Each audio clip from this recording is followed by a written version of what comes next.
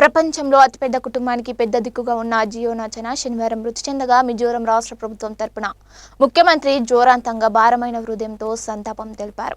మీ కుటుంబం కారణంగానే రాష్ట్రంలో పెద్ద పర్యటన కేంద్రంగా మీ గ్రామం ఉండేది.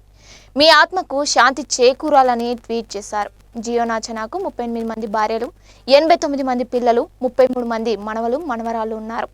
డయాబెటిస్, బీపీలతో బాధపడుతున్న జియోనా మిజోరం రాజధాని ఐజోల్లోని ట్రినిటీ ఆసుపత్రిలో మధ్యాహ్నం 3కి మృతి చెందారు.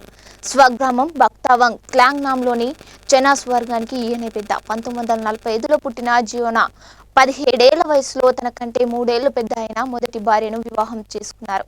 100 గదులున్న 4 అంతస్తుల భవనంలో ఈ కుటుంబం ఉంటుంది. విశ్రాంత గదులు వేరైన అందరికీ వంటగది ఒక్కటే. జియోనా పడక గదికి దగ్గరలోని డార్మెటరీలో ఆయన భార్యలు ఉండేవారు. కుటుంబ పోషణకు సరిపడా ఆర్థిక వనరులున్న బయటి నుంచి కూడా విరాళాలు అందేవి.